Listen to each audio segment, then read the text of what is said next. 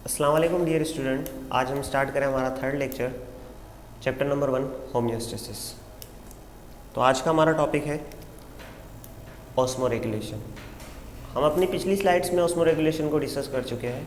Osmo regulation क्या होता है? Maintaining of water and salt is known as osmoregulation, यानी आप पानी और नमकीन को अपनी इंटरनल इन्वायरमेंट में मेंटेन कर रहे हैं, उसे हम क्या कहते हैं? Osmo regulation. हम ऑस्मो रेगुलेशन को स्टार्ट करने से पहले हमें कुछ टॉपिक्स को समझना है। तो सबसे पहले टोनिसिटी। टोनिसिटी क्या होता है कि relation between solute and solution, यानी सॉल्यूट और सॉल्यूशन के बीच में जो रिलेशन होता है उसे हम कहते हैं टोनिसिटी। नेक्स्ट हमारे पास है ऑस्मोसिस। ऑस्मोसिस किसे कहते हैं? ये एक टाइप ऑफ डिफ्यूजन की तरह ही है, बस इसमें थोड़ा सा फ़र्क है। इसमें वाटर जो है वो मूव कर जाता है higher concentration to lower concentration, but across to permeable membrane, के एक परमिएबल मेम्ब्रेन को क्रॉस करते हुए। अब डिफ्यूजन में क्या होता है? कोई भी material higher concentration to lower concentration जाता है, बट यहाँ पर क्या है, जस्ट एक लिटिल बिट डिफरेंस है कि इसको परमिएबल मेम्ब्रेन को क्रॉस करते हुए।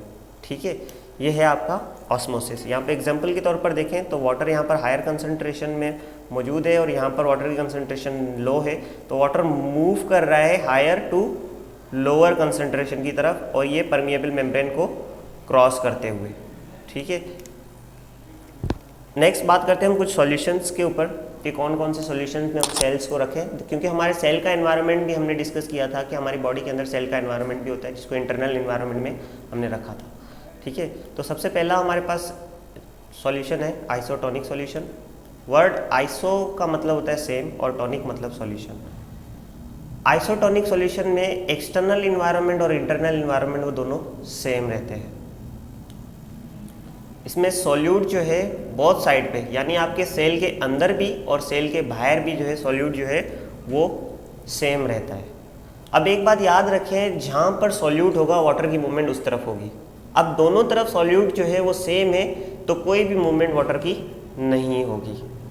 अगर इस इन्वायरमेंट में हम सेल को रखें, अगर आइसोटोनिक सॉल्यूशन के अंदर हम सेल को रखें तो सेल के ऊपर कोई भी इफेक्ट नहीं होगा।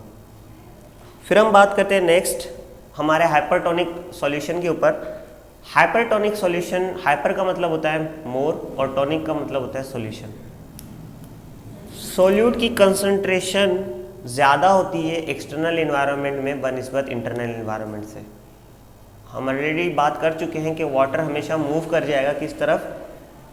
जहाँ पर सॉल्यूट की कंसंट्रेशन ज़्यादा हो। यहाँ पर देखिए सॉल्यूट की कंसंट्रेशन बाहर की तरफ ज़्यादा है और अंदर की तरफ सॉल्यूट की कंसंट्रेशन कम है, तो वाटर मूव कर जाएगा इंटरनल इन्वायरमेंट, यानी सेल से मूव कर जाएगा एक्सटर्नल इन्वायरमेंट की तरफ, बाहर की तरफ। तो इसका इफेक्ट क्या होगा कि यहाँ पर अगर अब इस सॉल्यूशन के अंदर हम सेल को रखें तो वो सेल श्रिंक हो जाएगा, क्योंकि सारा का सारा वाटर जो है वो मूव हो जाएगा और यहाँ पर देखिए सेल जो है वो सिकुड़ जाएगा। नेक्स्ट बात करते हैं हमारे हाइपोटोनिक सॉल्यूशन के ऊपर। हाइपोटोनिक सॉल्यूशन क्या होता है? हाइपो का मतलब होता है बिलो और टोनिक का मतलब होता है सॉल्यूशन। सॉल्यूट की कंसंट्रेशन जो है वो ज़्यादा होती है इंटरनल इन्वायरमेंट में बनिस्बत एक्सटर्नल इन्वायरमेंट से।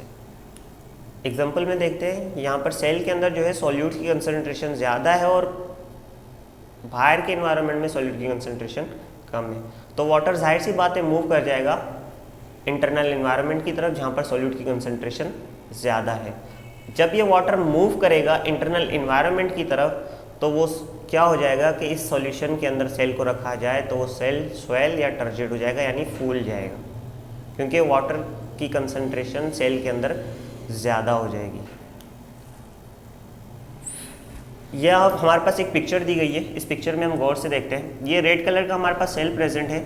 यहाँ पर आप देखें तो वाटर जितना अंदर आ रहा है उतना ही बाहर जा रहा है, क्योंकि दोनों तरफ जो है वो सॉल्यूट की कंसंट्रेशन सेम है, तो कोई भी इफेक्ट नहीं पड़ रहा और सेल का साइज, सेल बिल्कुल मेंटेन अपनी पोजीशन पे ही है। नेक्स्ट हमारे पास जो है हाइपोटोनिक सॉल्यूशन। यहाँ पर सॉल्यूट की कंसंट्रेशन सेल के अंदर ज़्यादा है और सॉल्यूट बाहर की तरफ सॉल्यूट की कंसंट्रेशन कम है, तो वाटर बाहर से अंदर की तरफ मूव करेगा और यहाँ पर सेल का साइज जो है वो इंक्रीज हो जाएगा। नंबर थर्ड हम बात करते हैं हाइपरटोनिक सॉल्यूशन के अंदर। हाइपरटोनिक सॉल्यूशन में यहाँ पर वाटर की कंसंट्रेशन जो है वो बाहर की तरफ ज़्यादा है और इंटरनली कम है। वो क्यों कम है? क्योंकि इंटरनली आपके सॉल्यूट की कंसंट्रेशन कम है और बाहर सॉल्यूट की कंसंट्रेशन ज़्यादा है। तो वाटर मूव करेगा इंटरनल इन्वायरमेंट से एक्सटर्नल इन्वायरमेंट की तरफ।